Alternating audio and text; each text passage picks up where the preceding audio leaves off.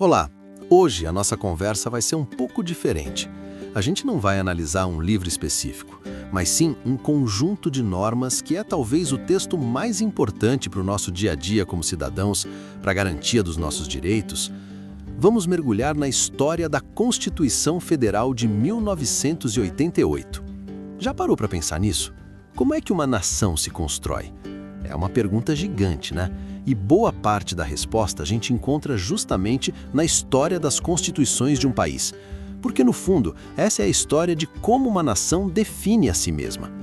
A história constitucional do Brasil parece um grande pêndulo. Por quase 200 anos, a gente viu esse pêndulo balançar. De um lado, para o autoritarismo, com o poder bem concentrado, do outro, para a democracia, com expansão de direitos e liberdades. Olha só essa linha do tempo, dá para ver o movimento direitinho. Em 1824, no Império, o poder é super centralizado. Aí, em 1891, a República tenta o oposto, mais liberal. Anos depois, vem a ditadura do Estado Novo, em 37, que sufocou as liberdades, que foram resgatadas em 46. Mas não durou muito. Em 67, o pêndulo volta com tudo para o lado autoritário com o regime militar. E foi só em 1988 que esse movimento buscou um novo rumo. E essa tabela aqui deixa tudo bem claro. De um lado, o modelo autoritário, como o da polaca de 37, poder total no executivo, congresso e partidos fechados, censura, sindicatos na mão do Estado. Do outro lado, o modelo democrático, como o de 46, os 3 poderes independentes, eleições, liberdade de imprensa, direito de greve. Eram literalmente 2 projetos de Brasil em disputa constante. Só que, uma hora esse balanço cansa. Em meados dos anos 80, a sociedade brasileira basicamente disse chega. Era o momento de parar esse pêndulo. A busca pela Constituição de 88 foi uma resposta direta a décadas de instabilidade e autoritarismo. O cenário político fervia, o regime militar já estava muito desgastado. Milhões, mas milhões mesmo de pessoas foram para as ruas pedir diretas já. A emenda acabou não passando, mas a pressão popular foi tão gigantesca que abriu caminho para a eleição de Tancredo Neves, e depois da morte dele, foi o que levou o presidente José Sarney a finalmente convocar a Assembleia Constituinte. E quem ia ter a missão de escrever essa nova página da nossa história? Foram 559 constituintes eleitos pelo povo que trabalharam sem parar por 20 meses. O objetivo era construir os alicerces de uma nova democracia para o Brasil. Agora, o mais impressionante de tudo foi a participação popular. Esse número aí, mais de 12 milhões de assinaturas, elas apoiaram 122 propostas de emendas que vieram do povo. Sindicatos, movimentos sociais, cidadãos comuns, todo mundo participou. Foi uma coisa inédita, um momento único na nossa história. E o grande maestro de todo esse processo foi Ulisses Guimarães.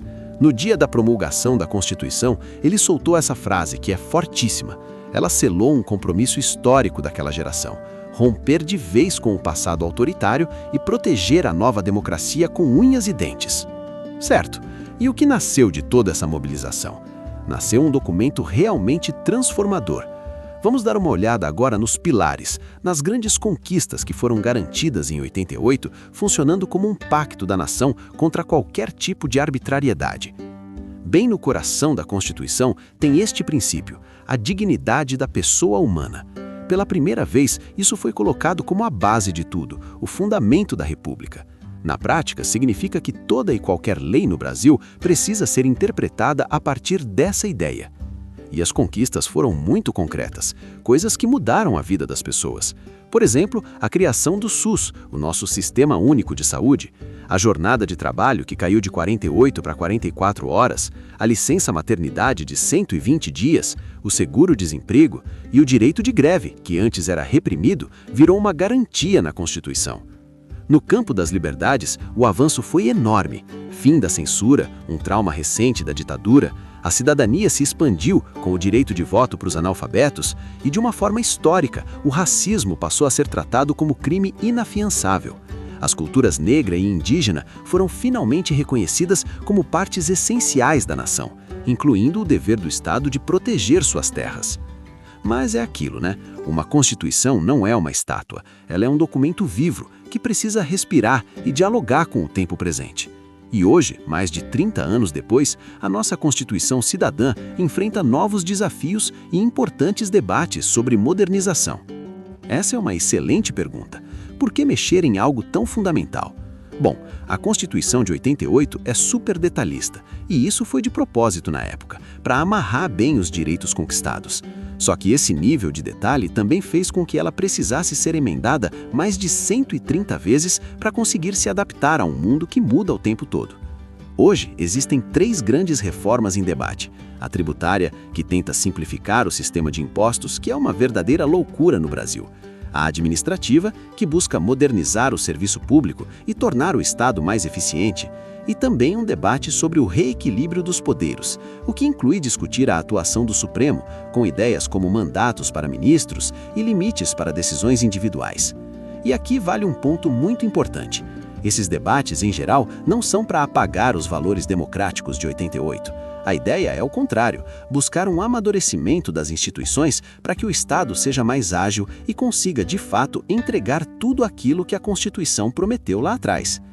No fim do dia, a grande lição é essa: uma Constituição não é um ponto final, um destino onde a gente chegou e pronto. Ela é um caminho, um projeto que a gente continua construindo e que exige participação e vigilância de todo mundo. A história, como a gente viu, não para de ser escrita. E a gente fica com a pergunta no ar: qual será o próximo capítulo da Constituição do Brasil? Para continuar explorando temas complexos como este, já sabe, né? Se inscreve aqui no canal. A gente se vê na próxima.